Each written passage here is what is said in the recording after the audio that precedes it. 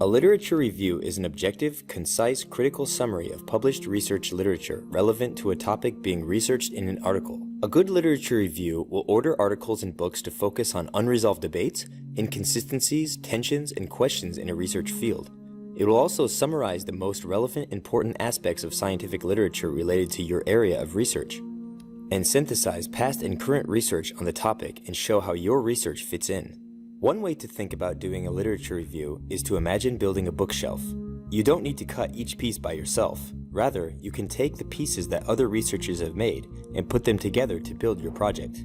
The literature review provides an understanding of the background of the field, identifying which studies are important and which are not, to put together your bookshelf of a study. So what should the literature review include? Historical background for research. You should show what has been written about your field of research so that you can present something new and significant and contribute to the understanding of this field, even in a small way. This also demonstrates to other researchers and journal editors that you know how to read theoretical concepts and put them in your own words to show understanding. Include current research context in which your research is situated. This means discussion questions, issues, and debates in the field. You can contextualize your work by showing related work as both historical background and the modern state of research, showing the development and trends of research.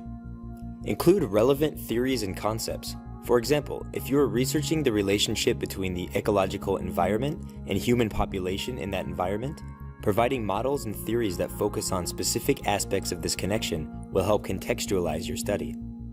Introduce and define relevant terminology to show how terms fit into the context of your work. Describe related research and show how your work expands or challenges this research, or works to fill in a gap in the work in this field. You can use the literature review as evidence of what works, what doesn't, and what is missing. Provide supporting evidence for a practical problem or issue that your research is addressing, showing its importance. Referencing related research establishes your area of research as reputable and shows you are building upon previous work that other researchers have deemed significant. Literature reviews range from the selective, a very narrow area of research or only a single work, to the comprehensive, or a larger amount or range of works. They can also exist as part of a larger work or stand on their own. A course assignment is an example of a selective standalone work. It focuses on a small segment of the literature on a topic and makes up an entire work on its own. The literature review in a dissertation or thesis is both comprehensive and helps make up a larger work. A majority of journal articles start with a selective literature review to provide context for research reported in the manuscript, which is the broader work for which the literature gives context. The literature review is often included in the introduction. Some literature reviews are both comprehensive and stand as a separate work. The entire article analyzes the literature on a given topic. Thus, the literature review, while it has common applications across many kinds of documents, can serve slightly different purposes and take different forms. The two types of literature reviews found in journals are research articles, such as studies and surveys, and standalone literature analyses. They differ in their scope, length, and specific purpose. The literature review found at the beginning of a journal article is used to introduce the research related to the specific study and is found in the introduction section, usually near the end. It is shorter than standalone reviews because it must limit its scope to very specific studies and theories that are directly relevant to this study. It is also often used to set research precedent and support theory or methods. Here is an example of a review of the literature, accompanied by the heading, Related Research. This section is 4 paragraphs in length and cites 4 to 5 sources, or roughly 1 source per short paragraph. This is fairly standard for a literature review introducing an article or study.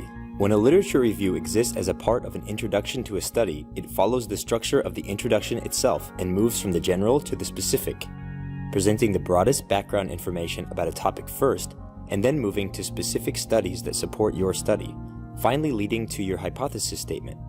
The literature is often indistinguishable from the introduction itself, introducing the background and defining the gaps your study aims to fill. The standalone literature review published as its own article, on the other hand, presents and analyzes as much of the important text in an area of study as possible to provide background information and context for a current area of research or a specific study that is being conducted now or will be conducted in the future.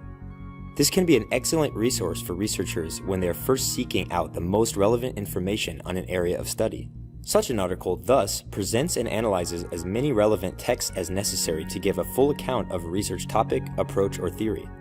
It is generally a bit broader in scope and extends further back in time. This means that sometimes a scientific literature review can be highly theoretical. In addition, it focuses on the results and methods of previous studies. It often has a more extended analysis and goes into greater detail. All of the sections of this kind of review refer to the literature rather than detailing a specific current study. In this example of a literature review in a journal, there are two features that distinguish it. First, the words literature review are contained in the title.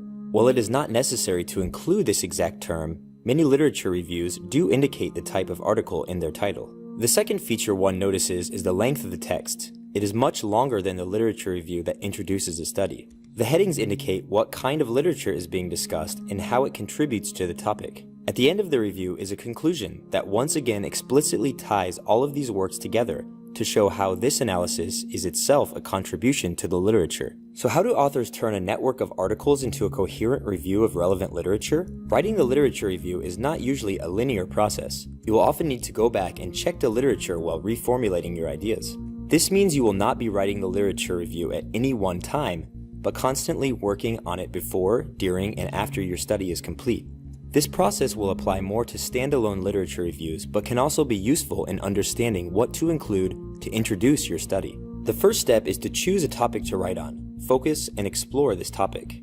Choose a topic that you are familiar with and highly interested in analyzing, a topic your intended readers and researchers will find interesting and useful, and a topic that is current, well established in the field, and about which there has been sufficient research conducted for a review. This will help you find the sweet spot for what to focus on. In a journal article introduction, this is the point where you might realize you need to adjust your scope depending on what you learn from the literature. Next, research and collect all of the scholarly information on that topic that might be pertinent to your study. Scholarly articles, books, academic conference speeches, dissertations and theses, and any other academic work related to your area of study is called the literature. Next, analyze the network of information that extends or responds to the major works in your area.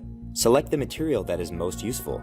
Use thought maps and charts to identify intersections in the research and to outline important categories. Select the material that will be most useful for you to review. Following this, it's time to describe and summarize each article. Provide the essential information of the article that pertains to your study. Determine 2 to 3 important concepts, depending on the length of your article, that are discussed in the literature.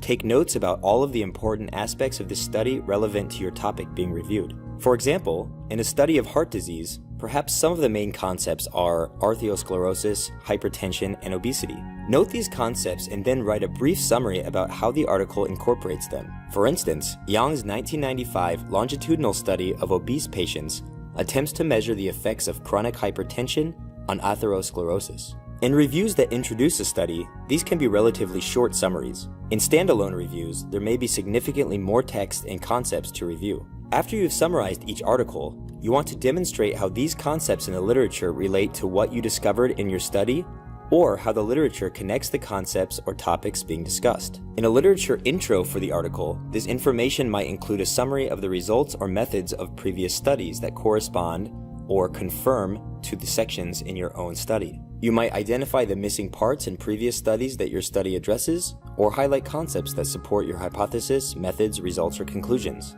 In a standalone literature review, this may mean highlighting the concepts in each article and showing they strengthen a hypothesis or show a pattern. For example, you might identify any unaddressed issues in the previous studies. You can identify what is accurate and what is out of scope within these works. The final step in the literature review process is to identify relationships in the literature and develop and connect your own ideas to them. This is essentially the same as the previous step, but focus on the connections between the literature and the current study or guiding concepts or arguments in the paper, not only the connections between the works themselves. Examining these concepts is almost like doing a study in itself, pointing to the most important information from previous studies and drawing possible conclusions from the results of these works. Your hypothesis, argument, or guiding concept is the golden thread that will ultimately tie the works together and give them the importance they wouldn't have had outside of your literature review. Furthermore, your review will not only cover publications on your topics, but will include your own ideas and contributions. By following these steps, you will be telling the specific story that sets the background and shows the significance of your research, and you can turn a network of related works into a focused review of the literature. How long should a literature review be? The length of your literature review will be determined by how many sources you are reviewing and how many concepts you are exploring, as well as how much tension exists between these concepts.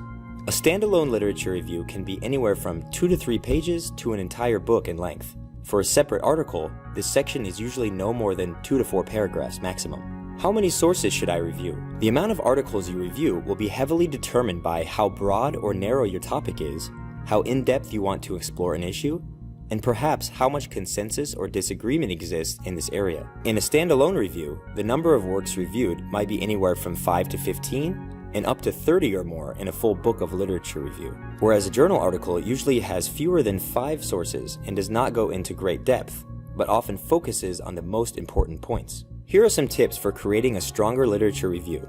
Always define your topic and audience before beginning your research.